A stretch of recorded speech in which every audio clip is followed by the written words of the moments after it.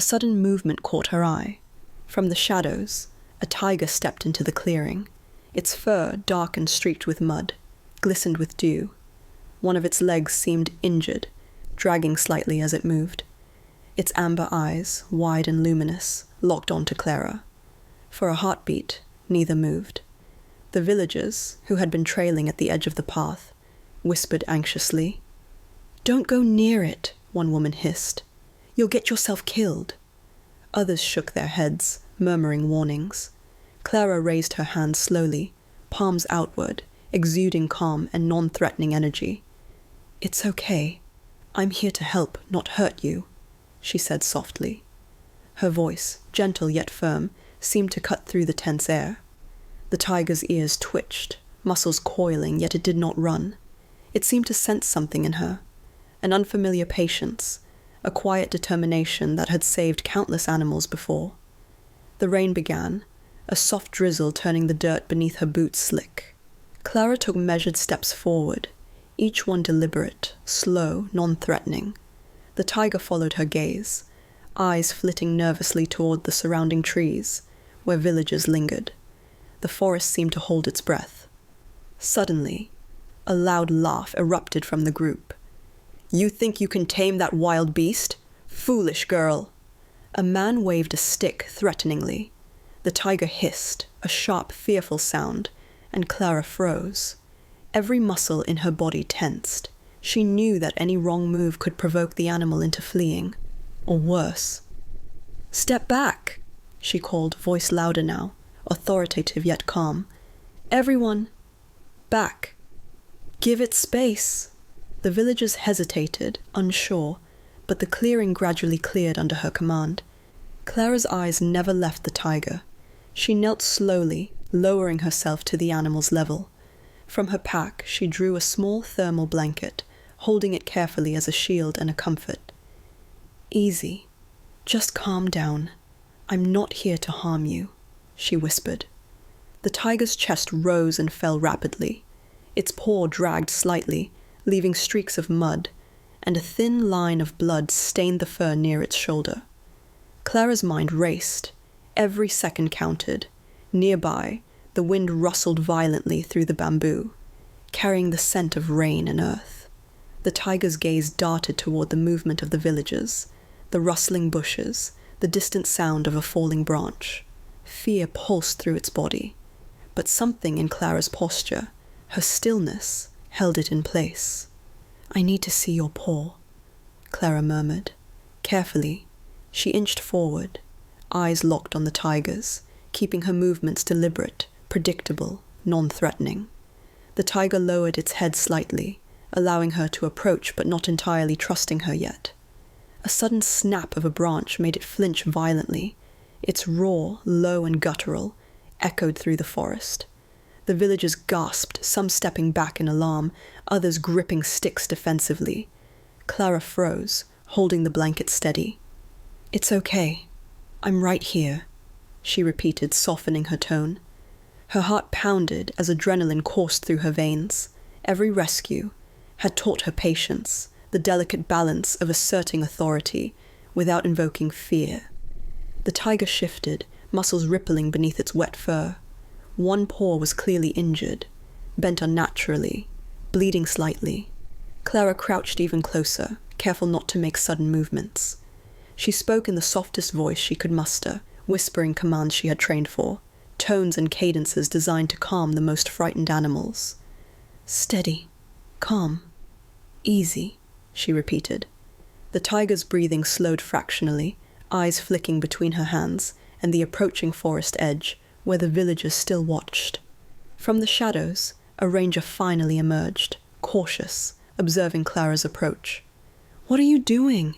It's dangerous," he called, voice carrying a mixture of disbelief and concern. "I'm helping," Clara said firmly. "This tiger won't survive without immediate care. Step back, please." The ranger hesitated, then nodded, signaling his team to clear the area. With space cleared, Clara focused entirely on the tiger, wrapping the blanket partially around its body to maintain warmth. Rain intensified, falling in heavier sheets, pooling around the tiger's paws. The animal whimpered softly, shifting closer to her as if sensing safety. Clara spoke to it in quiet, steady murmurs, her hands moving gently over the shoulder wound to assess the damage. Thunder rumbled overhead, echoing the urgency of the moment. The tiger's amber eyes met hers again.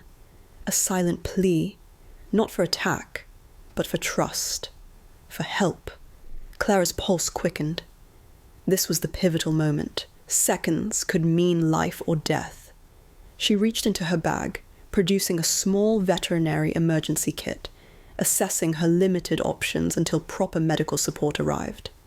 Every sound, the wind, rain, distant cawing of a crow, the tiger's shallow breaths, was magnified in her awareness. Then movement from the tree line. The ranger and his team, carrying stretchers and nets, emerged cautiously. Clara nodded, giving quick instructions. Prepare to secure gently. Keep it calm. Move slowly. The tiger hissed softly, but did not resist. Clara's steady presence, the whispered commands, and the blanket wrapping seemed to convey safety. Each team member moved with precision, guided by her direction. Lightning cracked overhead, illuminating the tiger's face, eyes wide, wet. Terrified, yet slowly calming. Clara's breath fogged in the cold, rainy air as she whispered one last command before the team approached. Easy. We've got you now. The tiger lowered its head, trusting her enough to allow the rescue team to draw near. And in that instant, Clara realized the enormity of the moment. A wild predator, one that could have easily attacked, instead seeking help from a stranger who refused to walk away. The tiger's shallow breaths mingled with the steady patter of rain, each droplet striking the leaves with a hypnotic rhythm. Clara motioned to the ranger team, her voice calm but unwavering. Move slowly. No sudden gestures. Let it feel safe. Every word was a lifeline, a tether to calm the wild animal that had once been ready to flee, or worse. The team advanced, nets in hand, but Clara remained the bridge between fear and trust. She whispered softly, repeating the same cadence that had held the tiger still, her hands brushing the damp fur gently. Slowly, deliberately, the tiger allowed the team to approach, its golden eyes locked on Clara's, silently pleading for assurance. A stretcher was positioned beneath its trembling body. The tiger hissed, a low rumble of tension, but made no attempt to strike. Clara's heart raced as she checked the injured paw once more, confirming the worst. A deep cut, likely from a trap. Blood stained the white fur, vivid against the muted greys of rain-soaked earth. Almost there. Steady, she murmured, her voice threading through the storm. With one synchronized motion, the team carefully lifted the tiger onto the stretcher. Clara stayed close, her hands hovering protectively above its body, guiding each movement. Even in restraint, the tiger's trust persisted, a fragile bond forged in seconds but strengthened by her unwavering presence. A specialized wildlife vet arrived moments later, the sound of the approaching jeep crunching against wet leaves. Dr. Anika Patel knelt beside the stretcher, assessing the wound with practiced precision. You did well keeping it calm, she said, eyes meeting Clara's. Most wouldn't have gotten this close without triggering an attack. Clara nodded, her gaze never leaving the tiger. It wasn't about me. It needed someone who wouldn't turn away. The vet and team administered sedatives carefully, the tiger's massive body finally relaxing under the fog of anesthesia. Clara stayed at its side, gently pressing the blanket closer, as if to shield it from fear. Thunder rolled overhead, but the forest seemed quieter now, almost reverent, the storm bending around this moment of fragile victory. As the tiger was loaded onto the jeep for transport to the sanctuary, villagers who had gathered watched in awe. Murmurs replaced the earlier mockery and fear. I didn't think it would allow anyone near, one man admitted. Another shook his head, humbled. The respect in their voices was unmistakable, a recognition of courage and compassion. Clara's gaze lingered on the tiger's amber eyes, now half-lidded, softened by trust and sedation. You'll heal, she whispered, voice trembling with relief. and you'll live to roam free again. The jeep drove away, rain washing the dirt and fear from the clearing, leaving behind only the quiet, solemn forest. Clara exhaled, exhaustion and triumph mingling in her chest. She had stepped into a moment where instinct, skill, and heart intersected, and in doing so, had changed the course of a life. Later, as the sun peeked through dissipating clouds, Clara sat on a mossy log, reflecting. Her hands were muddy, her clothes soaked, but her spirit was lighter.